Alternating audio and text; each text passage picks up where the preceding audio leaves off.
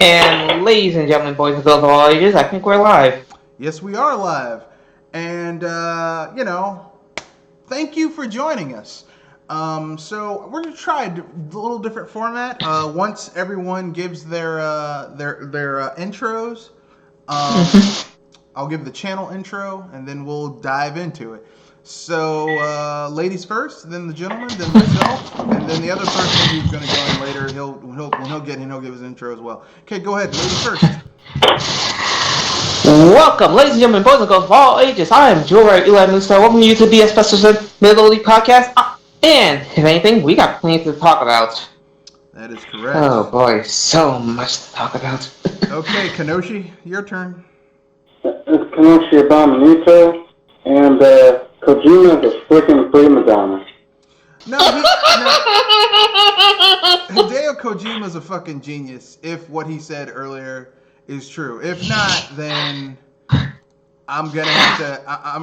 If not, if it's You're bullshit, gonna have to slam him with an L. If it's bullshit, it's bullshit. But if it's true, he's a genius. It's one of those either ors, feast or famines. But this is Mr. Red Fox, owner proprietor of BS Busters. We're trying something a little new on the channel, where I'm going to. I'm chicken sauce.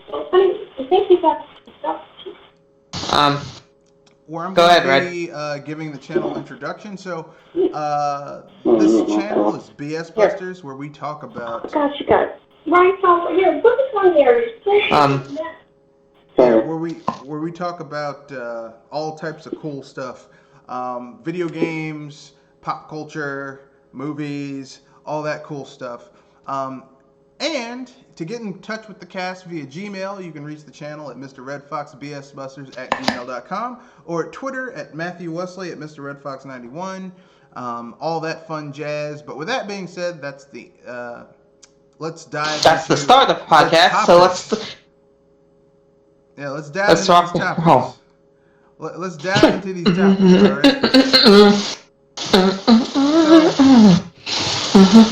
right. So these topics are we got some biggins. We got some biggins coming out. Mostly the first one we're going to cover is Google Stadia's disastrous launch. Now, oh God, this is an easy punching bag. It doesn't. But go ahead, Red. It doesn't officially launch until next week, the 19th. But I mean, it's already, there's so much shit that's not here that should be here. So let's dive into this bullshit sandwich. Okay? Let me see. Does it have 4K resolution? No, let's get to the games first. Because here's the thing. This is a service where you can play your games over high-speed internet. Games that you purchase through them, not at a discount, at full price. So let's talk about these games, all right? So here are the games that you get day one, when it launches November 19th, which is Tuesday of next week. You get Assassin's Creed Odyssey. You get Destiny 2. You get Guilt. You get who the fuck is... Who the beef gets Just Dance? Well, who's getting Just Dance on PC? That's what I don't understand. Yeah. You get Mortal Kombat 11. You get Red Dead Redemption 2. You get Samurai Showdown.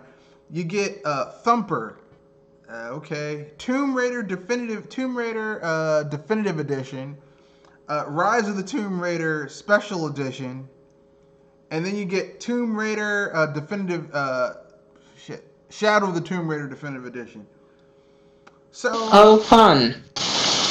You get 12 games. Most of these are games that are old as fuck. So old that they got dust on them already.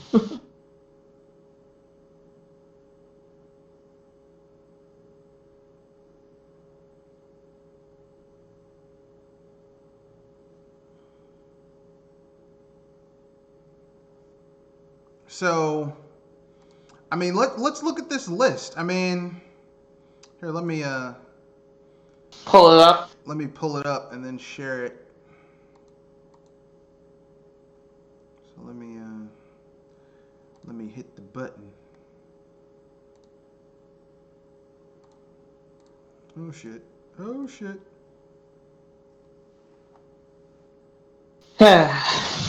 Oh shit. Don't worry, ladies and gentlemen, this does happen Well, you know. a good number of times. Okay, here we go. So, Assassin's Creed Odyssey. I mean, that game's been out for what, 2 years at this point? Close to 3. Okay. So I was being liberal with my estimation. It's close to 3 years. Destiny 2, which is an oldie, but like Destiny 2 makes sense that it would be on this service because Destiny 2 is a game that, you know, like you can jump in, do a short little run, a raid, grind a little bit, and go do something else. Guilt, which is the only exclusive it's launching with, but it's makes me wonder how that. I was about to say, makes me wonder how that's going to turn out.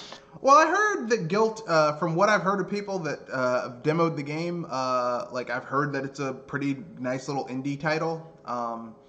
I don't think being on Stadia is really helping it, but fuck it, why not? It's a timed exclusive, so it will get a chance to shine everywhere else. Yeah, Just Dance 2020, which, what the fuck? Really? Yeah, like who's buying Just Dance on PC? Who? Only those fit fanatics, as far as I could tell. I mean, or those casuals. Just Dance would work if you could use it with your Chromecast and hook it to your TV, but you can't use Google Stadia with Chromecast yet. It's not in the feature, so why would you have a game that can only... Because Chromecast is just something you hook up to your TV, and it streams content. That would make sense, but, I mean, you don't even have that going for you, so whatever. Yeesh. Yeah, it's already fallen apart and hasn't even launched yet. Kind, which... I think that's that game where you're like a bandstand and you're like it's a spatial puzzle. Mm-hmm. Mortal Kombat 11. I mean it's Warner Brothers Publishing. They'll pimp out any of their IP for money. Hopefully, it's not as broken as the PC versions of their games. It could be Red Dead Redemption 2, which once again Rockstar, they'll pimp out any of their IPs except on a Nintendo platform. Beat them. Hey, I gotta beat out of this. You know, Samurai Showdown. I feel kind of hurt. The new one? Yeah, the new one. The thing is that I like Samurai Showdown, so I'm kind of sad that it's on. Well, I mean, look, the more people that play Samurai Showdown, the better it is. If it has cross-platform play, that'll be cool. But I was gonna say. It's a good thing to have it on multiple platforms, but some platforms, well, you have to wonder, is there really an audience for this? Well, I mean, there are people who might want to play that game and don't want to spend $300, $400 on a console. So I can understand why, like, it being on that platform. And like I said, fighting games are one of those I was about to say, it's like RPGs being on Xbox. Well, it's a little bit different for that because especially JRPGs don't particularly sell well on the Xbox. But fighting games, especially multiplayer fighting games, are kind of built, especially nowadays where you have a lot of online fighting games. You kind of need that community, and so it being on that platform kind of makes sense from a business standpoint. Yeah, you're right. So, if anything, I almost have a odd thinking. So, if anything, I'll save it for after the podcast. All right, and Thumper, which is a rhythm game. I mean, it's like a racing rhythm game. I heard it's good, but I don't know. And rhythm game. Yeah, all three of the Square Enix reboot Tomb Raider games, where you have Fugly Lara Croft. Oh. or as I like to call her, Fugly Craft. The thing about Thumper is, some people would also kind of call it kind of a horror game. So you'll definitely be having a horror fest when your game keeps lagging out because of the. Oh yeah, because you need one of those precision games. Yeah, well the thing is that you need a really good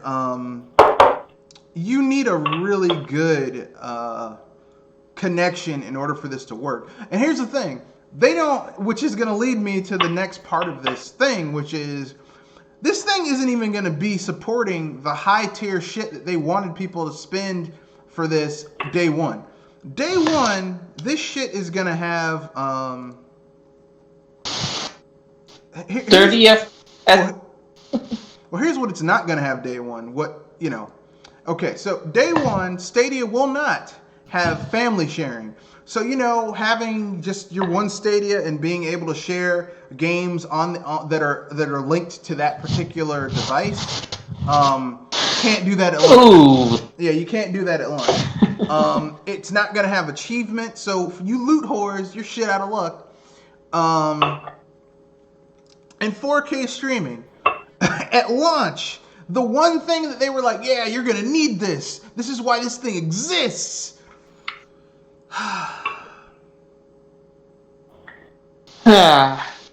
So much fun. What do they have? That's the sad thing. If they don't have all that, what do they got to stand up? They've got a modified USB Xbox 360, Xbox One controller that is what, $79 base price. Wouldn't be surprised if it comes with no back, so you have to supply yourself. Yeah. That's what I'm thinking right now, because that's the only way I could see this getting any help. Well, So Stadia is a ripoff. Well, yeah. Stadia, when it was first announced, was kind of like,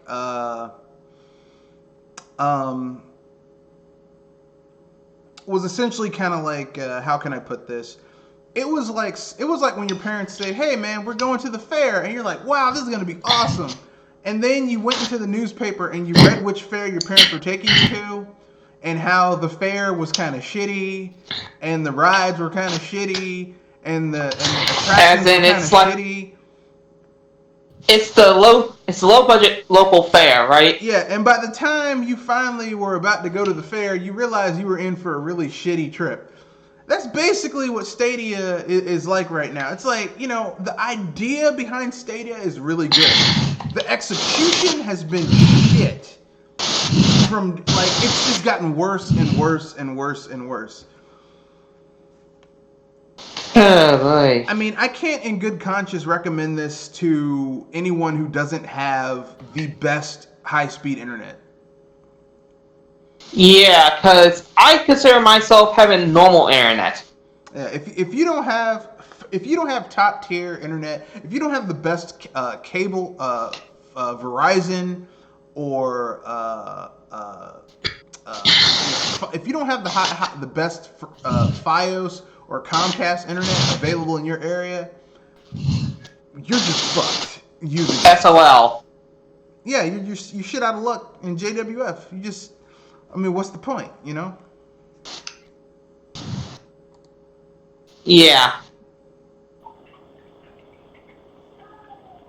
You're better off having some. You're better off pawning your PC at this point for Stadia. Yeah. I feel kind of bad about it because, it's here's the thing. I don't like the idea, I like there being options for people. Because here's the thing, okay? I think we can all be considered, to more or less an extent, hardcore gamers, where all of us have at least one or two consoles of a current gen in our houses that we game on.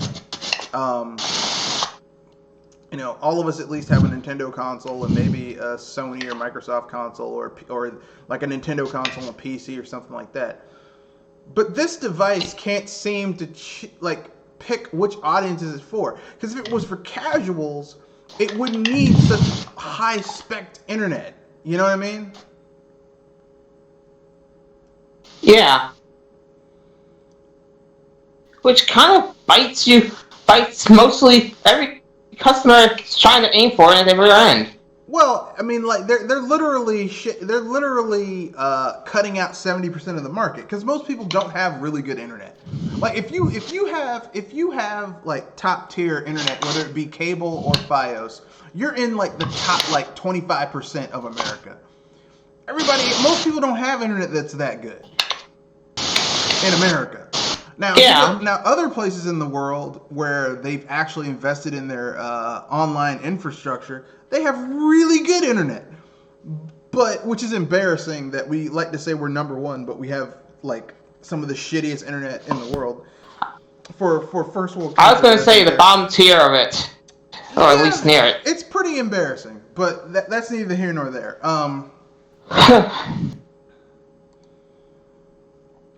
But it is what it is. So, I mean, what are your guys' thoughts on Google Stadia and its imminent failure to launch? I'm going to say this now. There's an I told you sign I'm wielding, and I'm going to smash it on you guys that said that this is going to work. Well, I mean, to be fair, when they first announced it, before they started going into details, it sounded like a really cool idea. But literally, they were like a dude who went on a date, and before the date started, like the dude was good looking, he drove a nice car, had a good job, seemed articulate, asked the lady out on the date, and she was like, you know what? As she got in the car, she's like, you know what? I'm gonna give him some tonight. And literally, when they got to the place and they had a conversation, he talked himself out of getting some. That's literally Google, and it just gets worse as the night goes on. He's like, yeah, I think women should stay. I think women shouldn't get an education. Yeah, they need to shut up and be quiet. Yeah, fuck them. And there goes any chance in Hades that you get lucky. Literally, the panties were down. The panties were down. She was down to have fun. And then literally you opened your mouth and said some stupid shit. Panties came back up. Yeah, you snatched the feet out of the jaws of victory. Yes, you snatched. You were like, no, I win. Fuck winning. Look, Google. You are the Washington Redskins of game consoles. Washington Redskins? Did you have to go there? Because that was just strongly funny. You are the team. You will find a way. It's like all we got to do. Like you will. It's like all you had to do was make something that had. Like here's the thing. All you had to do was make something that people who had moderate internet could use it to play their games. That's it. And maybe join the shit with Steam so that maybe for like a $10, $15 price tag. Because there are people who if you told them, hey, if you pay us $10 or $15, we can join. We can bridge your Steam library, and you'll be able to play, or even games that are just on your PC that you might not have the hardware for. You can upload them to our server. We'll give you 500 gigs, and you can play those games.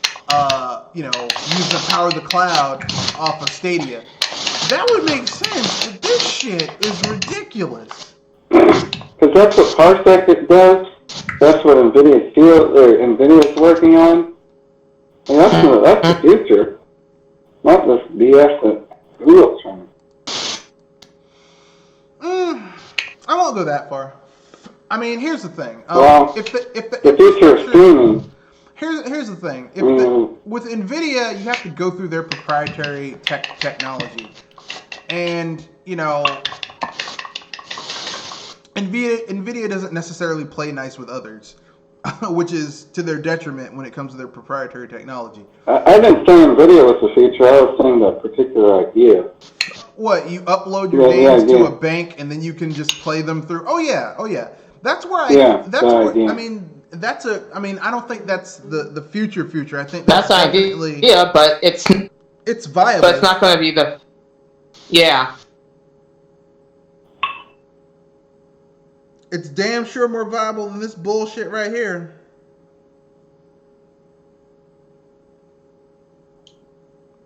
All right, guys, I'm back from eating, so what's the current?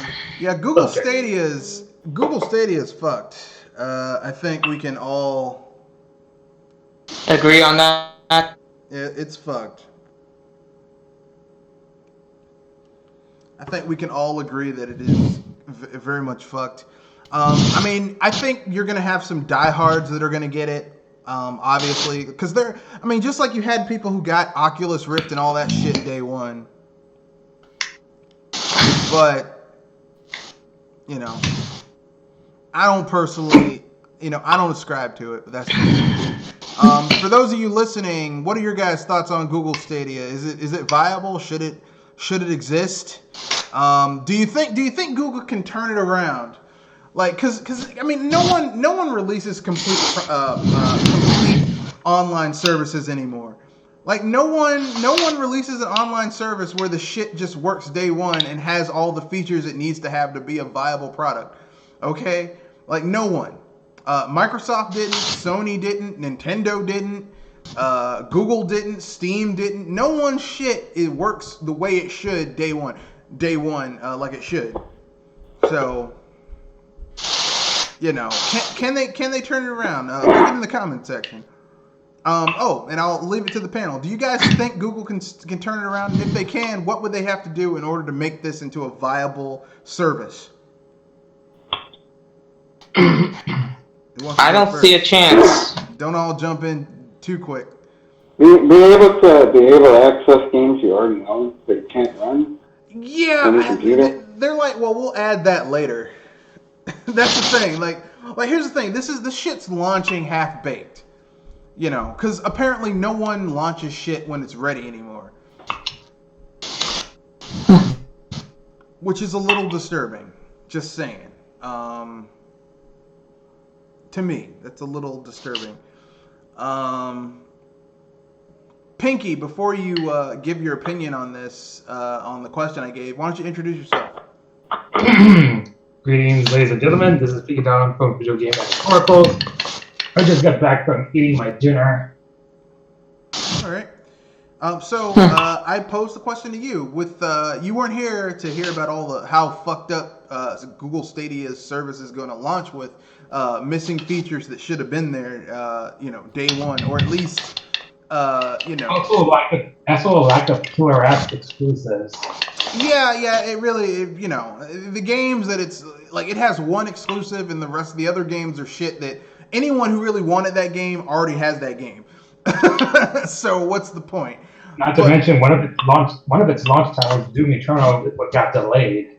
Yeah. So with that being said, what do you think they could do in order to turn this into a viable service? Let's give them a year, since everyone wants to give everyone a year to fix their fucked up services, online services.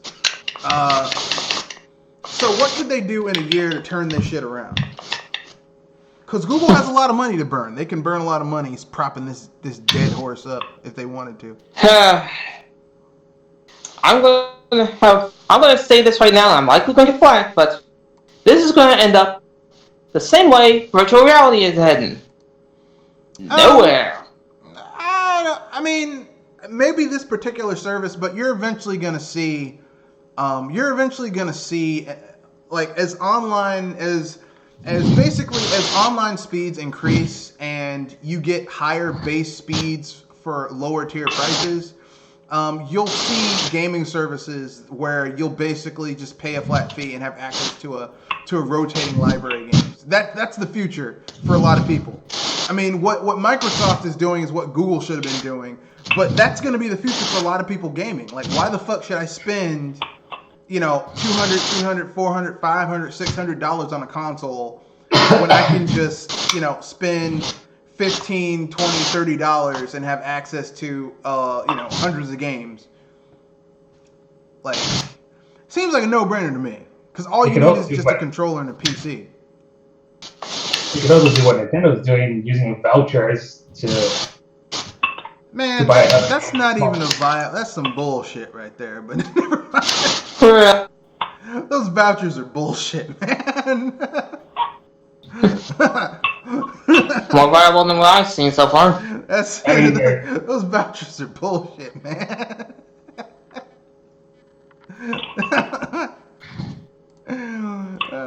Spend $100, you get $20 off a third game. Yeah, you can get $20 off this third nut, bitch. That is, I'm sorry. But I think we've gone over Google Stadia's launch lineup and the problem. So I guess I can give you guys my impression of Pokemon Shield. I have a friend who got both versions of the game to play. But the game's not out yet. The dude reviews games for the tech portion of a local paper. He got it, and I played like an hour of Pokemon Shield, and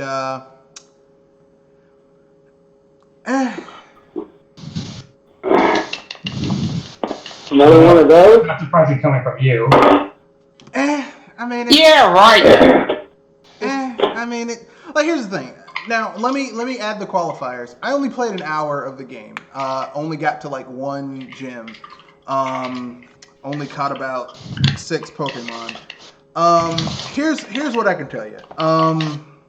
The game is prettier. It's shinier.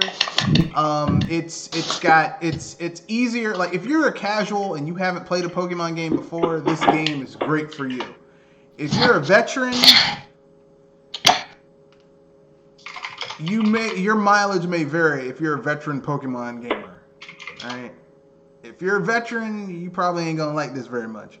Depending on what type of old school Pokemon player you are, you may or may not like it. But that's just my hour of gameplay. I can't really, I cannot verify, I cannot confirm nor deny that I would. Well, now I'm gonna be honest. I'm not buying this game, and if someone gave it to me for free, I'd probably gift it to someone else. But for those of you who are into, like, if you're really hardcore about the nitty gritty myriad of gameplay systems within Pokemon, like the metagaming shit, you're probably not gonna like this game that much. If you like Pokemon for the less metagaming portions of it, the competitive portions of it, you may or may not like it because there's a good part of the Pokedex that's not going to be there. I mean, it just depends on what you like. It depends on how much bullshit you're willing to accept not being in the game. How many features you're willing to accept not being there. For the glitz and glam and pretty new engine and all that shit that is there. So it's just, it's going to depend on how much are you willing to give up for what you're getting, basically, or vice versa, how much you're willing to, how thankful you are for what you're getting for what they had to cut in order to get what you're getting. So, it's a balancing act between the two extremes. The dichotomies are against one another. As far as I'm going, I would not buy this game, but then again, I've kind of been gradually jumping off the Pokemon train for, 2-3 gens now. So that's just me. So I say this is someone who only played an hour of it. But I mean, you play one Pokemon game, even if they make drastic changes. I was trying to think of a great way to basically explain this game, and it hit me while I was typing up the summary for this game. This game is like an expanded version of those Genius Sonority Pokemon games that were on the GameCube. Like you have more Pokemon than the Pokedex. It's more like they have a battle system that's more akin to what you had on the handheld, except it's scaled up for a console. But it's still like how those games were kind of limited, how there were certain features that just weren't there.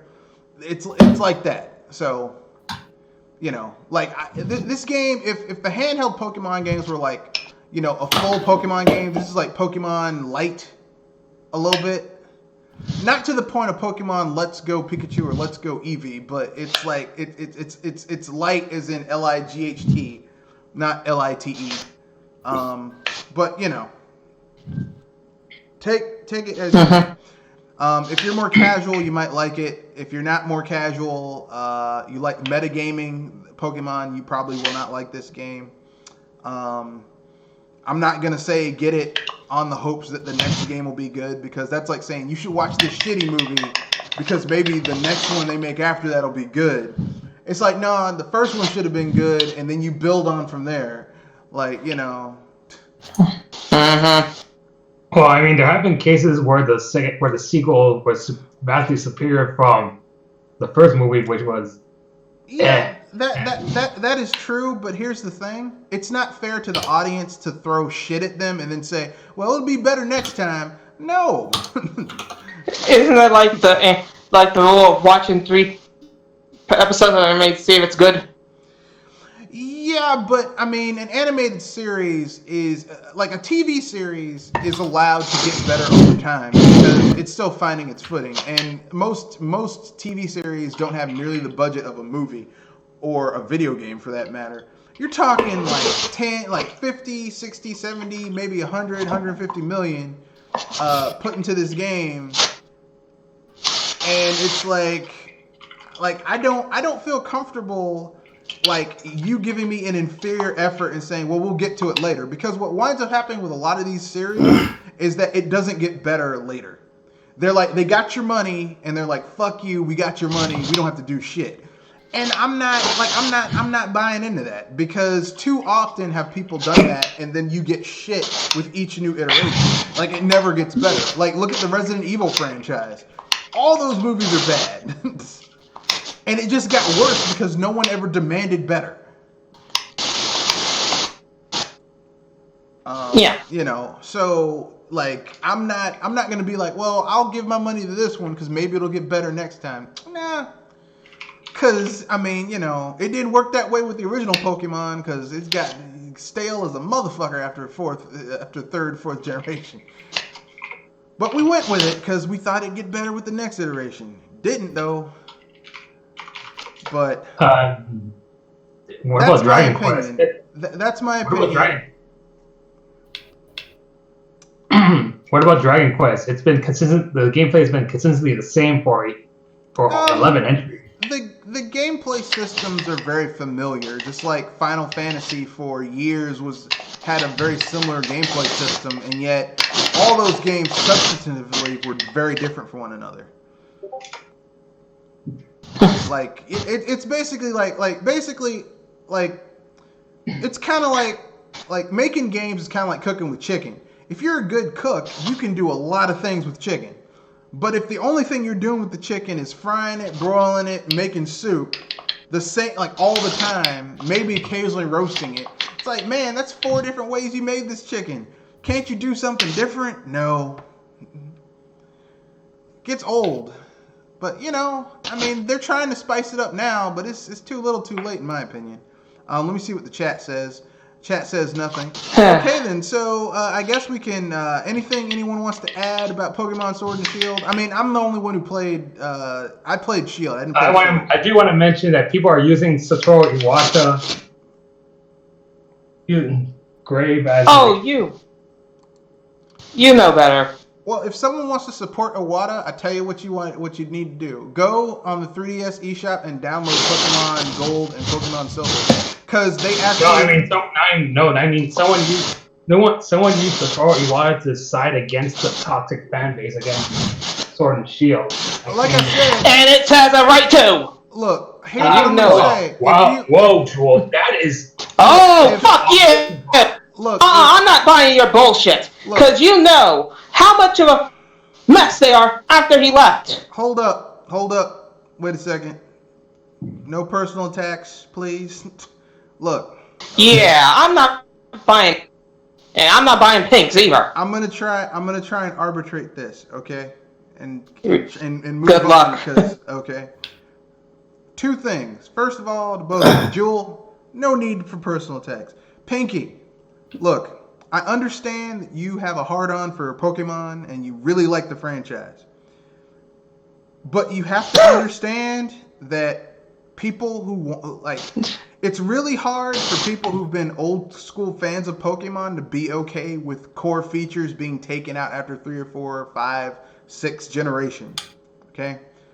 And they have the right to be angry about it. And I argue that's also a common thing in Dragon Quest as well. They have the right. No, they don't. Because Dragon Quest is... Here's the thing. They took it out and gave stupid excuses. So you think that I'm going to buy that BS from you, Pinks? Because actually, you can't compare Dragon Quest to Pokemon because Dragon Quest... you cannot compare Dragon Quest to Pokemon because Dragon Quest has always had a three-step format where like the first game is kind of ultra traditional, the second game is an evolution of that tradition, and then the third game is radically different. So like, you know, Dragon Quest 1 very traditional, Dragon Quest 2 a kind of evolution of that tradition where you had a 3-character party, which we hadn't seen before. Dragon Quest 3, you could go to a tavern and recruit your own party, do whatever the fuck you wanted. And then Dragon Quest 4, you're back to a more traditional structure. Dragon Quest 5, a step from that structure. Dragon Quest 6, oh, you're back to where you can basically choose your own classes and do whatever the fuck you want. Woo! Like it's a formula in there, but they change it up enough within. It's like Legos. It's a basic Lego set, but they can do all types of cool shit with those Lego sets, even though the colors are the same, the blocks are the same, all that shit. They're literally stripping out features that have been part of this franchise since Gen 2. That's a problem. I'm sorry. Like, if you're an old school fan and you've been carrying your shit forward through the games, because there's some people who don't use the Pokemon Bank. They don't. I'm sorry. They don't, okay? They do it the old-fashioned way. And, you know, having features stripped out that have been there since the shit began, really, it's kind of inexcusable. And the excuses that they're using are lame as fuck. Tell me, what features have been there for more than 3 generations then? Because Pokemon for one thing. The only features that were removed were only ones that have only been around for like 1 or 2 generations. You're in the minority in this. The big you one, need to sit down. The big one. No, coming from someone who's been part of the friend. Yeah, right. I've been part of the series as long as it's been in the U.S. So don't even start. To be fair, the big one is the Pokedex issue, because. No. Look. Oh, don't start, Pink. Look, you stepped into the dog shit when you said it's only 2 or 3 generations. In Pokemon, the second generation games, Pokemon Gold and Silver, at a certain point in those games, you expanded your decks and you had access to both dexes and you had access to both of those rosters in that game. So this was a feature in Gen 2 that they stripped out in this one. So I don't want to hear that shit that, oh, no, it's just, this is something that people have been using. Look, you could literally get a fucking ribbon, because I have the ribbon on my original team because I'm one of the people that fucking did it, where if you traded your Pokemon from each gen, from like Gen 1 all the way up to like, I think it was X and Y, I believe, or I think it was X or Y, you could literally get a ribbon for your Pokemon that said like you were like OG, like Loke original Pokemon people. Because I remember when I got the ribbon, I was like, wow, man, that's cool. Like, I guess I got faithfulness. So, look, man, I get it. You think it's cool. You think it's acceptable. And I understand. That's your opinion. You have the right to have that opinion. It's a subjective opinion.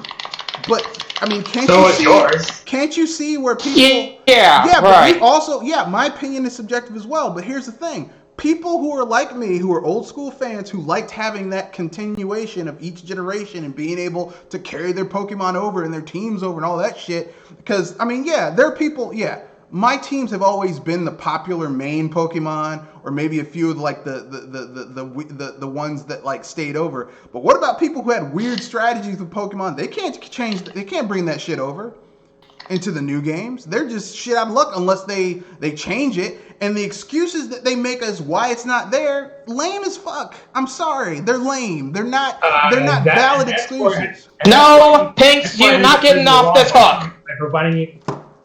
This is where I need to provide you with evidence. You are a moron, Pink, for thinking this. Seriously. Look, Joel, I can't even imagine how you...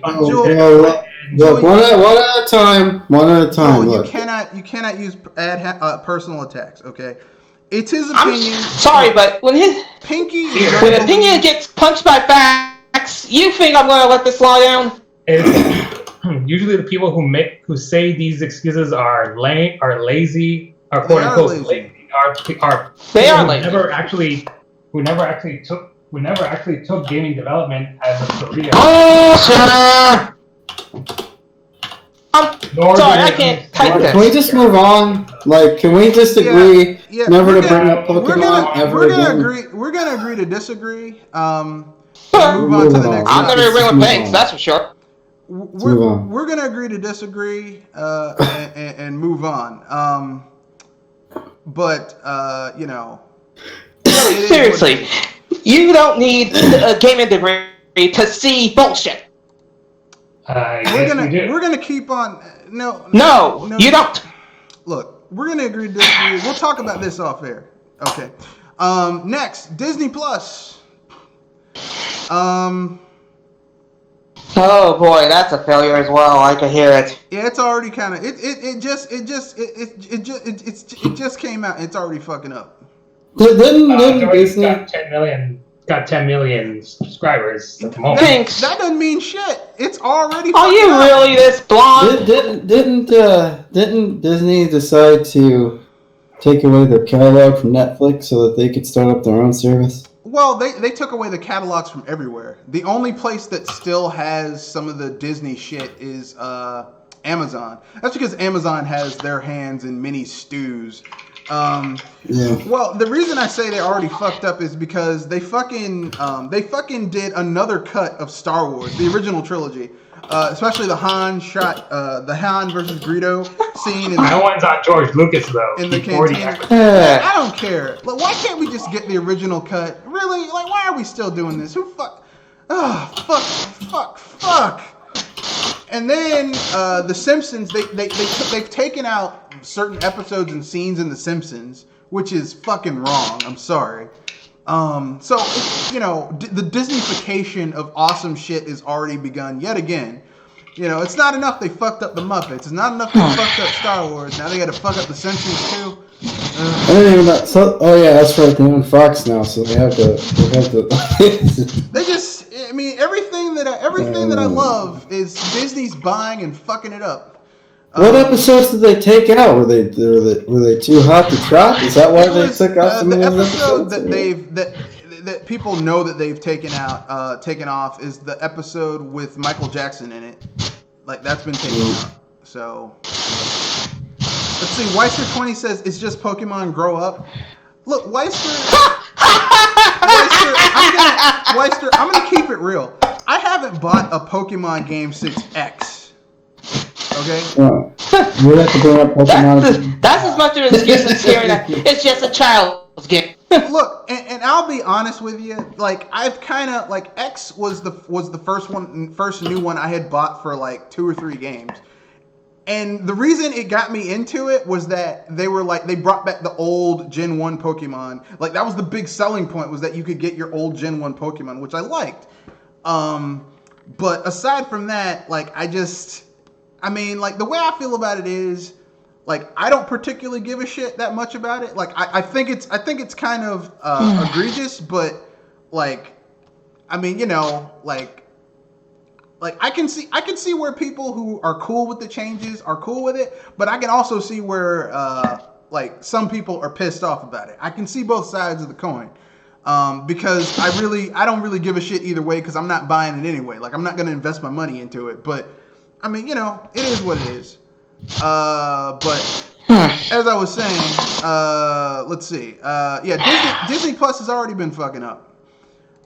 You know, changing, you know, like stripping shit out The Simpsons, stripping episodes. It's, you know, nothing's been fixed. I mean, you know, like, here's the thing. If you really fucking love The Simpsons, like, if you really love The Simpsons, you got to take what you can get, you know? But, I mean, I've got the Blu-ray, so, with the 25 Blu-ray, so I'm good. But for those of you who don't have the 25 Blu-ray, you just got to take what you can get, you know? Take what you can get and take it. So, if you're a Disney fanboy, this is good. This is for you. You'll love it. I'm not a Disney fanboy, mostly because of the past racism. That was a part of it. You know, when I saw Song of the South, where like Walt Disney really pushed for that shit to get made, and I saw the original Fantasia where they had the Jigaboo centaur that was like the black centaur that was subservient to the white centaurs. And I was like, you know what? Walt Disney can suck my left nut.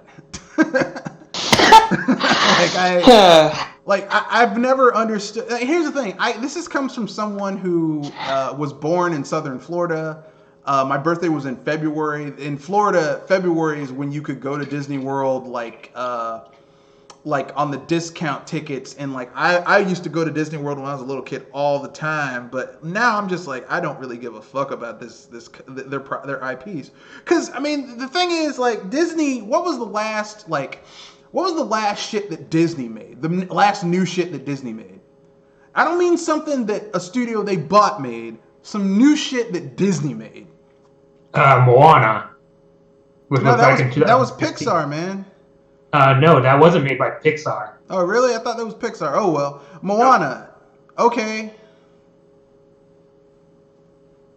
And right now they're going to make a new original movie like next year. That's it. Probably be lame. Because I'm sorry, I didn't see Moana. I had real shit to do. I mean, a lot of their shit's aimed for kids, so I can't. That's because you never pay attention to the media news as I do. You're right, because I have real shit to do. I have a business to run. I don't have time. Oh my god, this new movie's coming out. You can still look into media news after you get back from work from your business. No, I don't. I have a limited amount of time. Some of us are not going to be. I have a finite amount of time. You know, people always like to say that time is money. That's bullshit. Time is more valuable than money because I can always make more money. But once I give up my time for some bullshit, I'm never getting it back. Yeah, I agree with that because you can. You know, the dollar that you lost, you can eventually get back, but the time you get lost, you can't ever get that back. No. I mean, that's why there's certain movies, I've gotten to the point now that I can watch a trailer for a movie, and I can tell immediately from the trailer, yeah, that's going to be some bullshit. Like, I went to go see a movie, and they had trailers. They had trailers for that movie where Jeremy Renner is the voice of a fox. You mean Arctic Dogs? One of the worst animated films. Yeah, they showed the trailer, and I was like, that's gonna be some bullshit. And literally, I was in the crowd, and they showed this movie before the Addams Family movie, and I was like some people were like, yeah, this is gonna be great. I was like, are you fucking stupid? I mean, I didn't say that out loud. I was in my head. I said, are you fucking stupid? What movie is this? It was Arctic Dogs. Like Arctic Dogs is a movie that should be going to Netflix. Or Amazon. Or one of those straight-to-video. Or Redbox. It should be going to Redbox. I would say it should be going to Blockbuster, but I wouldn't even throw this on Blockbuster. I wouldn't wish Arctic Dogs on my worst enemy. And you know what the sad thing is that some of the jokes were kind of funny, but I'm like, this shouldn't be like an hour, 20-minute movie. This should be a cartoon. This should be like this should be like 7 minutes short on Nickelodeon. This shouldn't be a full movie. But, you know, it is what it is. So I guess we can let's see here. What's your topic? The next topic is the main one. So Rockstar hasn't been very good for them lately. Red Dead Redemption 2 on PC launched, and it is a steaming pile of horse shit, if you pardon the double pun, since it's got horses in it. Yep. As a matter of fact, the PC port is so shitty that it's almost as if the horse's hindquarters in the game stuck out your PC monitor and took a shit on your keyboard. But it's so bad that Rockstar is giving people free shit in game while they fix the bad launch. So from what I've heard, now I didn't get this game because I got Red Dead Redemption on PS3 back in the day for like $10 on sale. Like the game of the like everything, the expansions, everything was like $10, and I bought it and I was like, I don't like this game. It's boring. It was a boring open world cowboy simulator. And from what I played about 30 minutes of the new one, and I'm like, I don't really give a fuck about this game. It's not really doing it for me. I know some people like games like that, but I'm not one of them. So, Red Dead Redemption 2, the stuttering issue is supposed to launch. They're supposed to be fixing the stuttering issue today with a patch because the game launched broken. Which, here's the thing. Red Dead Redemption came out last year, right? Yeah. It came out last year, and yet... Yeah, it came out last year, literally a year ago. They had a year to work on this PC port and make it run, and yet it's still launched broken and buggy. What the fuck is up with that? I don't know. No, literally, I'm throwing this to the panel. What the fuck is up with having a year to work on a game to bring it to PC? And here's the thing. Like, with PC, they're literally taking the developer build, adding in features to make it work on AMD graphics cards and NVIDIA graphics cards and whatever third-tier graphics I'm trying to peel my face from my hand right now. How the fuck can you not get this shit to work stably? How in Hades are you doing this? This is another failure on the big guy's part. I don't get it. I don't know what's going on. I'm just telling you, I don't know. So, like, does anyone have any thoughts on how this could happen? Like I said, listen, I've taken some computer coding courses. I've made like 3 JRPGs using RPG Maker. 2000, 2003, and XP. These weren't like released commercially. These were just made for groups of friends and amongst ourselves. And like, I mean, even with a small team, there was like 5 of us working on an RPG Maker 2003 game, and even that I wasn't like, yeah, let me just let me have other people play this game and have it be a piece of shit. Like, I don't understand that. I don't, especially when you have a full year to work on the shit. I don't get that. I mean, I didn't have a full year full time. I was basically at the time, like, I was out of school and I was looking for a job while staying with my parents because I had graduated, and I was like, I graduated a year early, and my parents were like, oh, you can stay with us until you get a job, and I was like, trying to find a job while also working a part-time job and working on this shit too as a hobby. But I mean, I don't know how you could, and here's the thing, I was making this game on my own budget, on my own dime. These people are working on a game that's like, they spent hundreds of millions of dollars to make, and they launched it, they put it out on PC to where it's like this. I don't get that. Your guys' thoughts on it before we move on to the second they wouldn't want to spend the money required to get it, and they wanted to do it as quickly and as cheaply as possible. And well, now they're going to pay for it. They'll end up paying, instead of paying for it to actually become a viable, functional port of the game. Now they're going to have to pay for it twice. Yeah.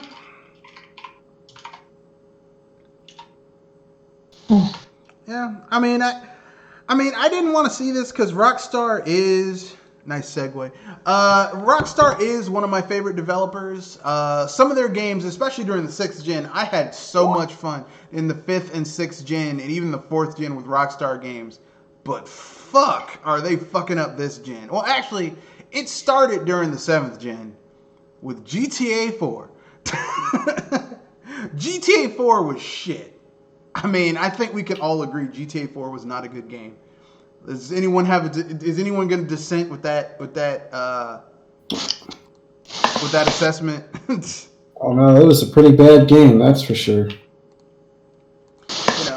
Pretty bad. Especially when I I thought the route started on GTA 5, but before probably did it worse. I'm gonna keep it real. GTA 5 is not great, but compared to GTA 4, it's like fucking. It's like eating spaghetti bolognese from a high class Italian restaurant compared to some can of Chef Boyardee. Spaghetti and meatballs. And the spaghetti and meatballs is GTA 4. Like GTA 4 is bad. That game is rough. That game, I don't know why people love that game so much. Because I'm like, this game is trash. The main protagonist is trash. The radio stations are trash. Like, everything is just fucking trash. I don't get it. I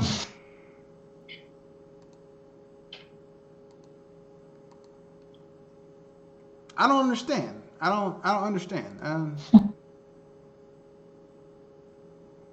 I don't get it. But because we're here we're not just here to talk shit about Rockstar. What is your favorite Rockstar game and why? Who wants to go first? Oh, San Andreas. I think either San Andreas or Vice City. Why? Because I know that Vice City was the first GTA game I've ever played. All right. But I also enjoy San Andreas for its expansive map. All right. That's pretty fair. Kenoshi, Jewel, which one of you wants to go next?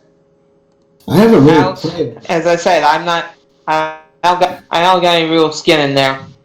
Yeah, me neither. I don't. Yeah. Damn, I guess it's up to me. Well, unfortunately or fortunately, I am kind of a I am a Rockstar fanboy.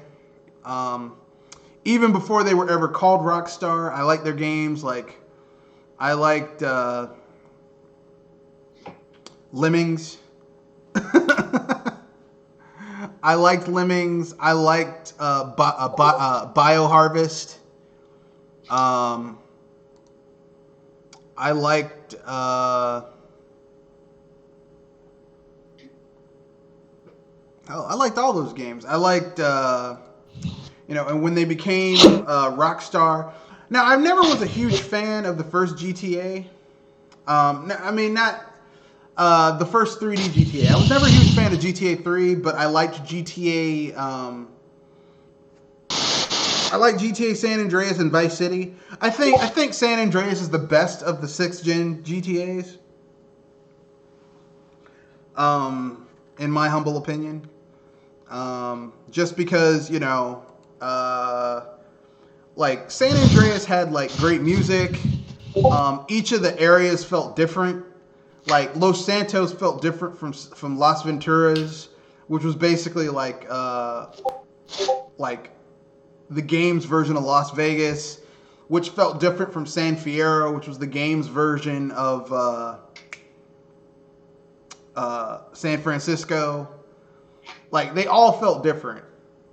Like, when you were in the desert, it felt different than the countryside, which felt different from, their Las Vegas, San Francisco analogs to their Hollywood analog was Los Santos. Like, all the areas felt different. And San Andreas felt really ambitious for the time. I mean, really, to be fair, I think most of the GTAs during the 5th and 6th gens were really ambitious. Like, GTA Chinatown Wars was really ambitious. Like GTA on a handheld. I actually have that game on the DS. I like it. I think it's a pretty good game. It's not great. It's pretty good. But yeah, GTA, great game. Great franchise until GTA 4. GTA 4 kind of shat the bed because it was just like Rockstar stopped making their games being fun and started trying to tell these deep, intense stories. And I'm like, dude, you guys make video games. I was about to say, I was thinking Saints Row probably the perfect time to save your face. Well, there's one more 6th gen Rockstar game that I do love, and it's called Bully. Like, I'm a huge fan of that title. I like it. I like it a lot. Like Lloyd from Dumb and Dumber.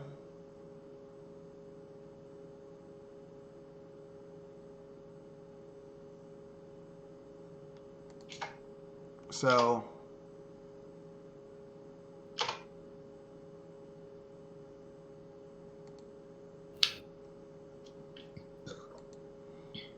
what do you guys think about that? Like, like, are there any Rockstar games that you were interested in? Like, did you give a shit about Bully, Lemmings? I wanted to play it. I just never didn't have the money at the time. Rock and Roll Racing. I've been wanting to try out Bully if it gets a remaster since. Yeah, that'd be cool. If you have Steam and a halfway decent PC, you can probably get it on Steam. Yeah. Steam. That's all I need to know. If you have a Wii, you can probably get it cheap. Like, just go on Amazon and get like an old version of Bully, because the Wii version is really good. I mean, if you had a 360, you could probably get it on 360, but I really wouldn't want to play Bully on the 360. That's just me.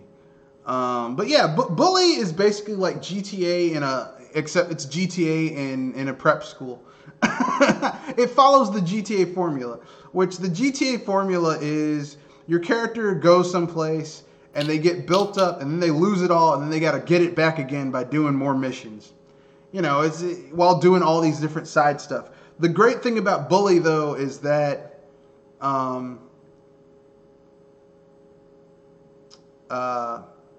like it's a smaller world space, so they can put more, like, because it's a smaller space that they have to deal with, they can put more detail in the small things. Like, you know,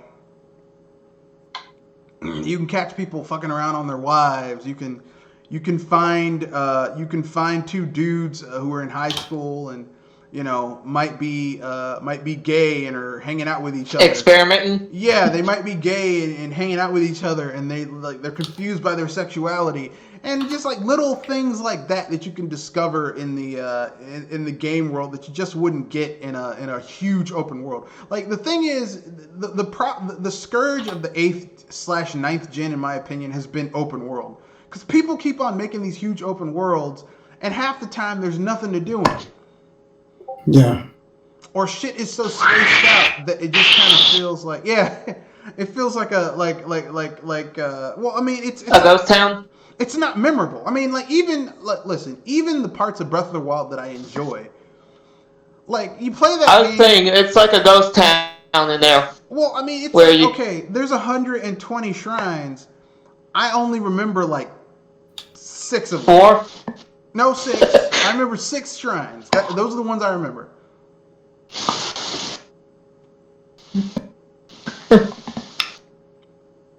And that's not good.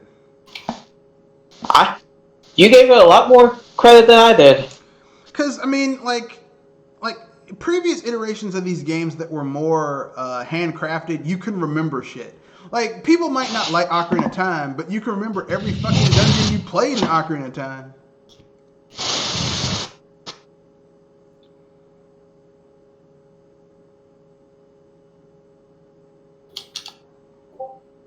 You know, and the same thing with you know, these open world games where everyone's like, man, it's open world, you can go anywhere. It's like, that's cool, but this is almost daunting. You know, it's like, you see that mountain, you can go to it. Okay, but what do I do once I get there? Oh, no shit. No. The fact that you can go to that mountain is enough. It's like, no, it's not enough. Not enough that I can go to a mountain.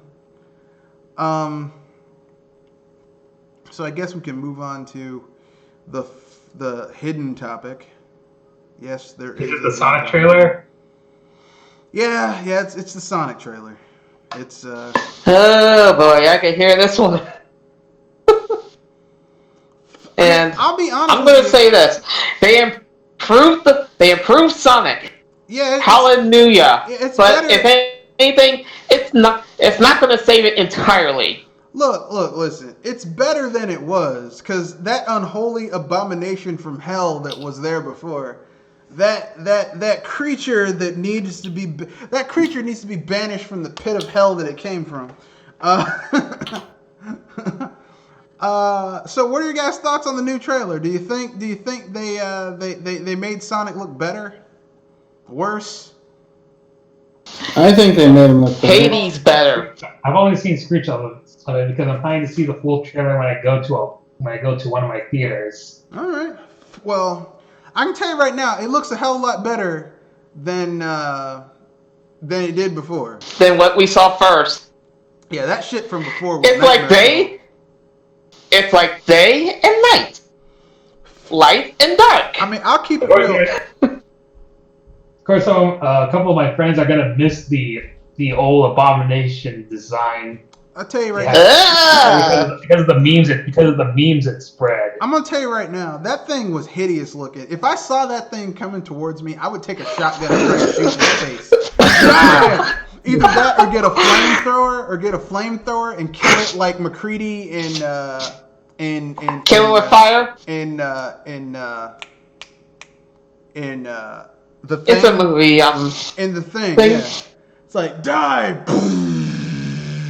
Motherfucker, die! And then throw it in water because we all know Sonic can't swim. He can't swim. No! Ding ding ding ding ding ding ding ding ding ding. But yeah, Sonic the Hedgehog looks a lot better. Jim Carrey is channeling his Ace Ventura / Mask. He's playing a very different version of Robotnik than I'm used to seeing, but fuck it, why not? It's just good to see Jim Carrey back to being bombastic and comedic. I might go watch this movie just for Jim Carrey, still, yet again. Because I haven't seen Jim Carrey like this in a long time. You know, for a while he was trying to be all serious and do real movies and shit. Yeah. He was trying to be like Robin Williams. And I'm going to let you in a little secret. I never liked Robin Williams in serious movies. Yeah. I know people are going to be like, how could you say that? I liked him when he was a comedic actor. I liked Mrs. Doubtfire. Yeah, that was funny. I mean, I liked him in like his raunchy ass comedies like The Birdcage and Popeye. That's not a good movie, but I like Robin Williams in it. Here's some news. Some Walmart locations are selling the Nintendo Labo kit for $9, folks. $9. I'm trying not to laugh because I always consider Labo as the comedy. I mean, or the Bim Hibiki of the gaming system. Seriously, whoever buys it are either trolling somebody or they really think that there's something to it. And seeing the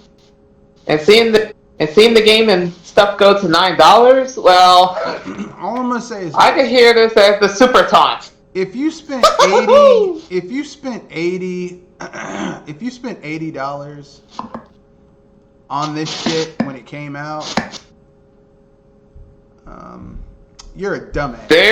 I was about to say, where's your laugh track?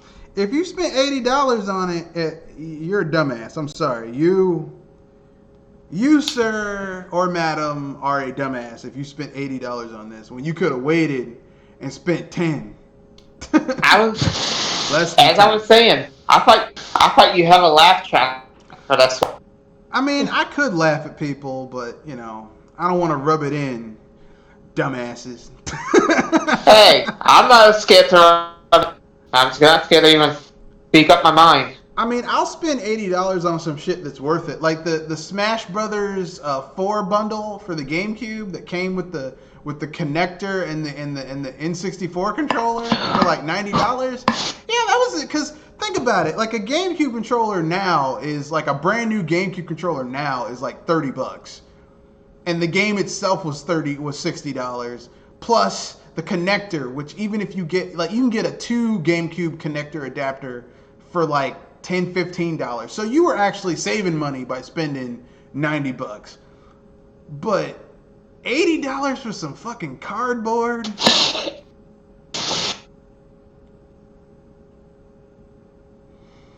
Yep. Way to go, stupid. There's your laugh track. There we go. So Shinnin Multimedia, the people who were able to do amazing things with the Wii U, are bringing The Tourist, which looks like The Legend of Zelda meets Hawaii Five-0 meets Magnum PI meets Minecraft. Yeah. That looks pretty cool. Yeah. The art style and whatnot. Yeah. Looks pretty good.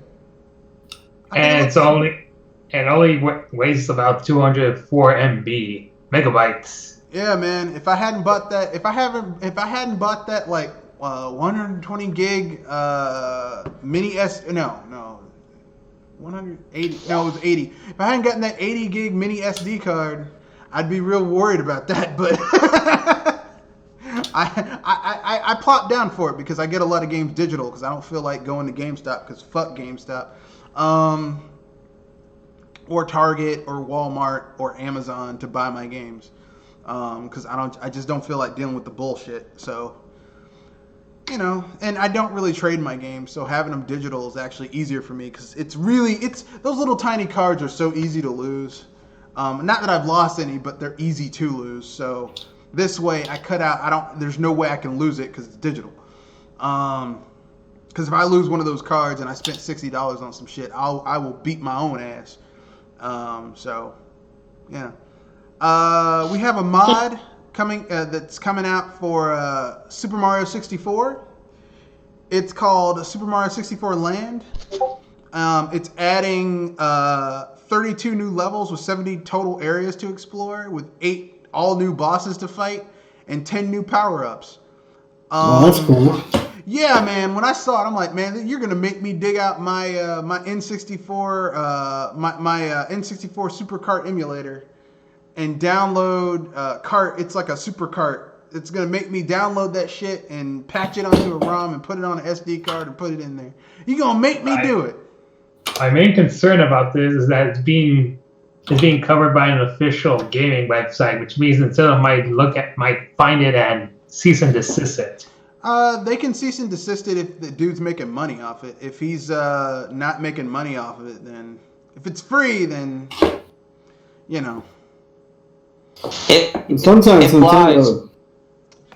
Nintendo just leaves it up there for a while. Well, I mean, Nintendo cease and desist. When it comes to like Mario mods, they really don't give a shit.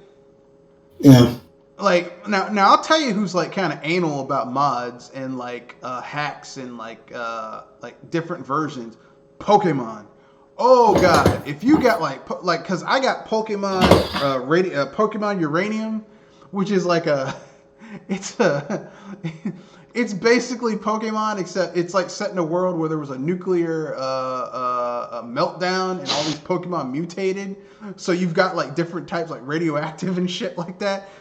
And yeah. You have to go underground to get that game now because Pokemon Company did a cease and desist. Yeah. And other Pokemon hacks that are, Well, Nintendo how is that game?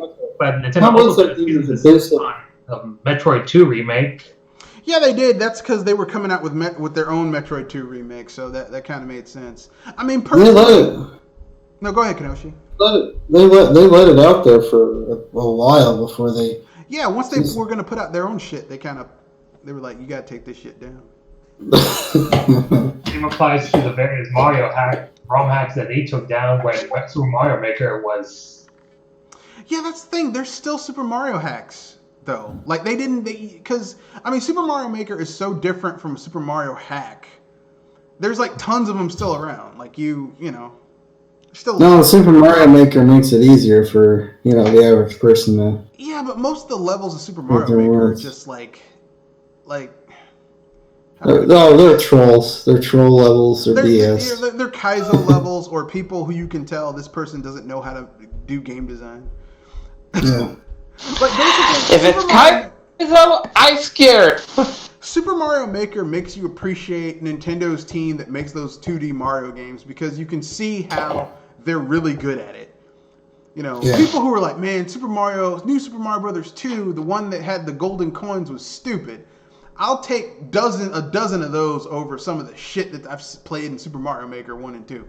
I'll tell you that much right now. I'll take half-ass Nintendo making a 2D Mario game than the bullshit I've seen in Super Mario Maker. This is what happens in the RPG Maker when you're trying to look through some of those things, because some of them are treasures and some of them, well, I'll keep it real. How can I put it politely? I'll keep it real. Some of the RPG Maker games I would put on, like, some of the RPG Maker games, a lot of them, the early ones were just derivative of Final Fantasy. Not gonna lie, they were just derivatives of Final Fantasy. And they didn't use any custom assets, and they used the shit that was included with RPG Maker 2003. I have to say, over the last 5-10 years, you've seen a renaissance of people using custom tile sets and different shit that's like and branching beyond. Oh, it's a dude with a sword fighting people in a fantasy world. Like, you're getting more sci-fi RPG Maker games. You're getting more RPG Maker games that are vastly different than anything we've seen before. You're getting custom things. You're getting people who are using different engines. It's a wonderful time, and Steam has really helped push a lot of them forward. And yes, there are some hentai ones on Steam. What are you gonna do? And I know enter at your own risk. People are like, "Oh, that's so tasteless." I hate to break this to you, but Enix, Enix, they began making H games on the PC back in the day too. Final Fantasy VII was never exclusive. It did end up coming out to PC. Yeah, it did. I heard that port was pretty bad, but you know. Yeah, it was really shitty. Yes, because that's the one I had. Because I was like, I refused to get this game on PlayStation, because fuck Sony. So I got it on PC, and wasn't very good. I mean, the game itself is kind of like, Final Fantasy VII was very like, it's Final Fantasy VII. The game itself, like here's the thing. Coming off of Final Fantasy VI, it's really hard to go to Final Fantasy VII, because Final Fantasy VII is such a step down in quality compared to 6. It's a mix. I consider it a half step. No, when I say it's a step, Final Fantasy IV looks like a more advanced NES game. I was saying that I feel like the transition between 7 and 6 was a half step. Like it's a half step of an improvement. No, I can't call it an improvement. Because basically... I said half step. Well, the thing about Hironobu Sakaguchi is that, like each console generation, he basically... he'd give you 3 Final Fantasies, and each one was a refinement of the formula, and the third game would normally be an ultra refinement, like the pinnacle of that generation. So Final Fantasy 3 is the pinnacle of Final Fantasy for the Famicom/NES. Final Fantasy 6 is the pinnacle of Final Fantasy for the SNES. Final Fantasy 9 is the pinnacle of Final Fantasy for the PlayStation. Final Fantasy 7, if you compare it to all 3 Final Fantasies on the PlayStation, Final Fantasy 7 is not that good. Like, the graphics are shit, the characters aren't very articulate, but, I mean, the music has always been spot on Final Fantasy, because they had, what was that guy's name? I forgot his name. The guy who'd been doing the music for years. Not Hironobu Sakaguchi, the other guy.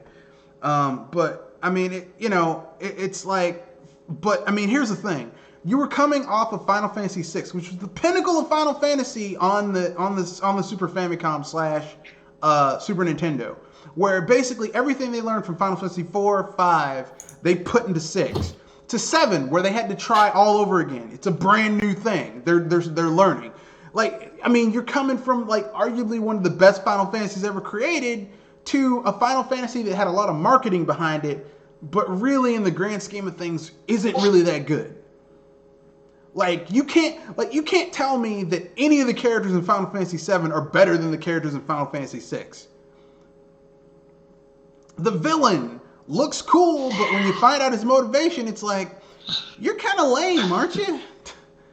I was about to say, if I had to put a scale of villainy to heroism, Kefka could send Sephiroth to the moon with how evil he is. I mean, Sephiroth looks bad. Like Sephiroth is like that guy. Anyone here watch One Punch Man? Yes, oh yeah. Yeah, Sephiroth is like King. You know the guy who has no powers, but he looks real badass. But then you find out how lame he is. That's Sephiroth. It's like Sephiroth looks really badass, but then you find out what his motivation is, and it's like, you're kind of lame. Really? Yeah, you're kind of. I was gonna say, as I said, if I had to put a scale on Kefka versus Sephiroth, Kefka would send Sephiroth to the moon with how much he weighs in evil.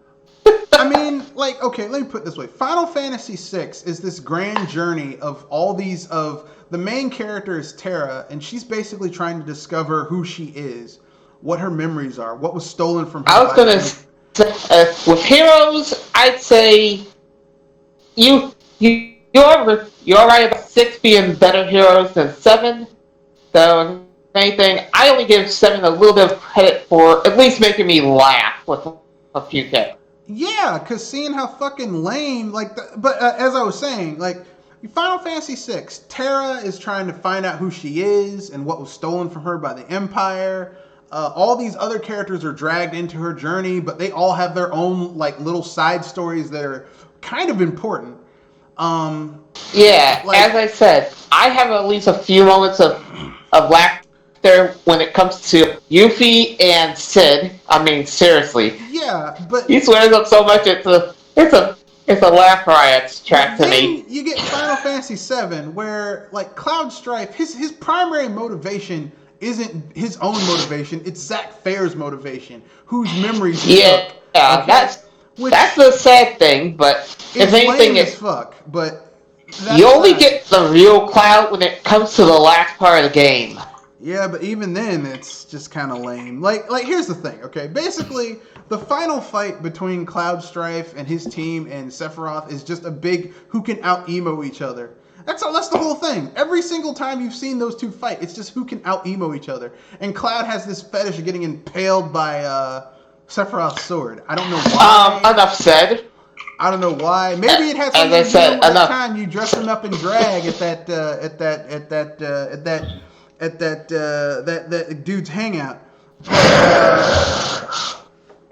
Yes, I'm implying that Cloud Strife is gay. But I mean, enough said. And it's also a little incestuous because they're technically brothers. Ugh. And that raises a number of questions. Thank you very much. Yeah, so we went from having like this awesome story with villains that actually had motivations you could understand to lame mama's boys who were just mad because they didn't know their mother. So we all have to die because you didn't know your mother? Get the fuck out of here, bitch. But that's just me. I think we have one more topic here. Now we covered Stadia. Oh, here's the other. No, it's Retromania. Retromania developers pick up the rights to 2 classic arcade games.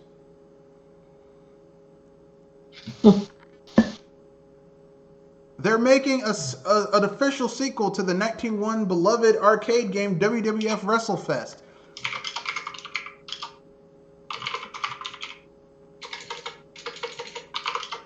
And for those of you who don't know, I played this in arcades back in the day.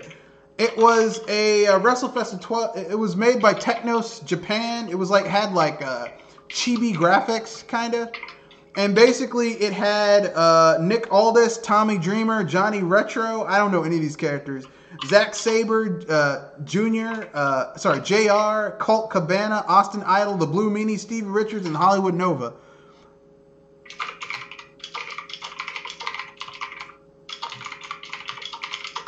I don't know any of these characters. This is WWE. This is WWE. This is WWE, right? No, this is WWF. Never mind. Yeah, So they're making a sequel. So there you go. Those of you who like wrestling games, they're making a sequel.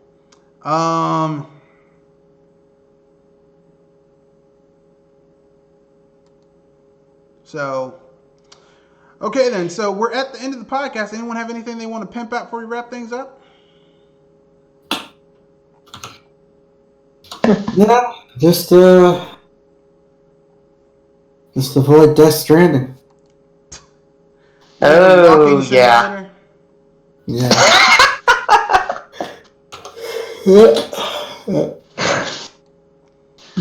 Hell, I live in the DC metropolitan area. I walk around enough as is. I don't want to play a game where I'm fucking walking around. Oh, yeah. I remember what I heard about what Kojima said about the U.S.